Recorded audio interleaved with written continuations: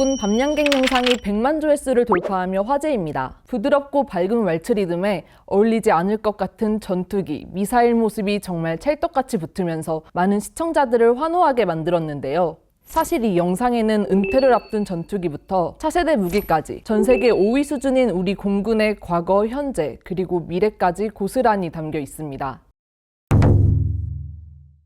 영상 속 장면들은 모두 공군이 진행한 훈련 영상입니다. 지난 3월 11일부터 15일까지 우리 공군 소속 F-35, F-15K, KF-16, F-4 등과 모든 기종이 참여한 엘리펀트 워크 훈련을 비롯 적 순항 미사일을 유격하거나 도발 원점을 정밀 타격하는 등 해당 임무에 따라 공대공, 공대지, 지대공 미사일을 발사하는 공군 자체 실사격 훈련을 재구성한 것입니다. 재래식 항공기 비중이 높은 북한 공군력과 개발과 실험을 이어가고 있는 북한의 다양한 미사일에 맞춤 대응하기 위한 훈련들이었죠.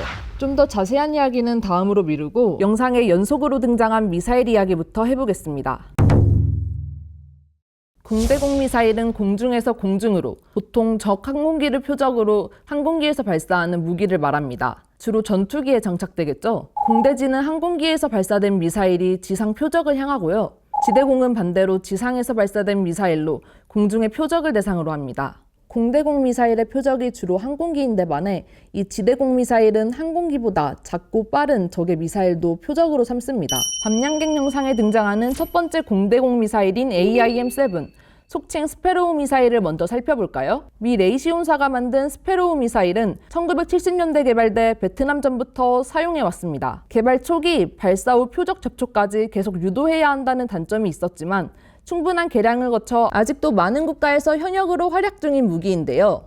우리 군도 북한의 하위급 기체에 적합한 무기로 판단, 올해 퇴역 예정인 F-4 팬텀기에서 주로 운용 중입니다. 팬텀기가 은퇴하면 KF-16 등 다른 전투기에 편제될 예정이고요. 두 번째 미사일은 미 보잉사가 만든 AGM-84 슬램-ER입니다. 웃는 미사일로도 알려진 슬램-ER은 사거리 280km의 공대지 미사일로 타겟 근처에 접근한 뒤 미사일 앞부분에 위치한 연령상 탐색기로 표적 정보를 전송하면 조종사가 최종 목표물을 지정해주는 방식으로 운용되는데요. 2005년 말부터 공군에 도입되었는데 도입 당시 주파수 혼선 문제로 소동이 있었습니다. 미사일이 표적 정보를 전송하려면 특정 구간 주파수를 사용해야 하는데 공군이 요청한 주파수 대역이 이미 이동통신사가 점유하고 있었기 때문이죠. 공군은 보잉사와 협력해 미사일의 주파수를 변경, 도입하는 방식으로 이 문제를 해결했습니다. 그리고 2010년 해당 미사일 생산이 중단되자 뒤에 등장할 KPD-350 타우러스 미사일로 대체했고요.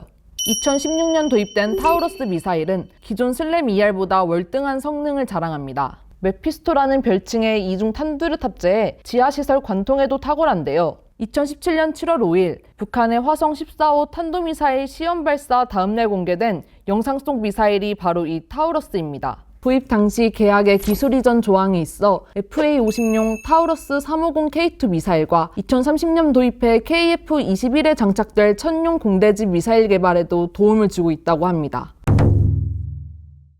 지대공 미사일 패트리어트 미사일은 2006년 나이키 미사일 대공방어 임무를 대처하기 위해 도입됐는데요. 당시에는 독일에서 팩2 중고포대를 구매해왔는데 점차 규모를 늘려 2018년 9월에는 사거리와 대응 능력을 높인 팩3 MSE를 도입해 영공 방어력을 높였습니다. 이 패트리어트 미사일은 적의 미사일, 무인기 등 공중자산을 유격하는 데 특화되어 있는데 북한의 고체 연료 미사일에 대응하는 최적의 무기라 할 수 있죠. 기존 도입된 팩2 모델도 2020년 12월 개량 사업을 완료해 유도탄 및 레이더 성능이 향상됐고 방호 능력 또한 업그레이드 됐습니다.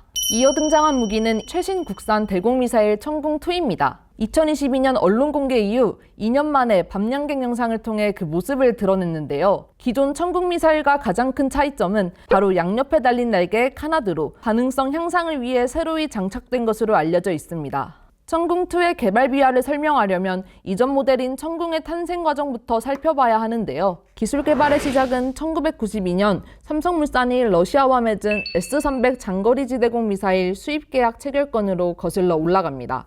이 수입 계약이 차세대 지대공 미사일 도입 사업의 일환이었거든요. 그리고 1998년 김대중 정부에서 프로젝트명 철매2란 이름으로 본격적인 개발에 착수했으나 2005년 예산을 이유로 백지화됐었는데 2006년 패트리어트 미사일 도입을 계기로 개발이 다시 시작됐습니다. 새로 도입한 패트리어트 미사일이 기존 장거리 방공망인 나이키 미사일을 대처하고 철매2로 개발될 미사일이 단거리 방공망 호크 미사일을 대처하자는 계획으로 말이죠. 이후 각종 테스트를 거쳐 개발 완료. 2016년엔 서북도서에 실전 배치됐는데 사거리 40km, 요격고도 15km의 국산 개발 방공미사일 청궁은 호크 미사일을 대처하기에 충분했습니다. 방위사업청은 청궁 전략화 이후에도 지속적으로 개량형 개발에 나서 2017년 청궁2 시험 발사 성공 소식을 전했는데요. 기존보다 비행거리와 요격고도가 모두 향상된 것으로 알려진 청궁2는 2022년 국방배서의 주요 방공자산으로 명시될 정도로 각광받고 있고 지난해 아랍에미레이트와 공급 계약을 체결한 데 이어 올해 2월 사우디아라비아와 4조 2,500억 원 공급 계약을 맺으면서 K방산 수출 천병 역할까지 수행하고 있습니다. 달디 달고 달디 달고 달디 단 밤양갱. 이거 기획한 사람 휴가져라. 이게 왜 공군 공식 계정 영상이냐 등 시청자들의 응원 메시지가 쇄도한 밤양갱 영상.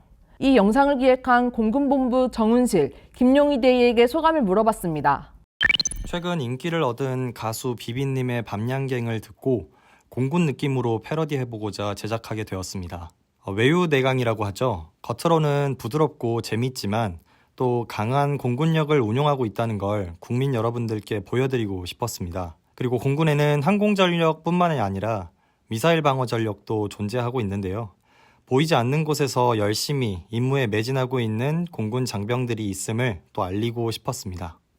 웃음과 감동, 화력과 군사력을 동시에 잡은 공군 밤양갱. 바라는 게 더 많아질 것 같은 건 욕심일까요?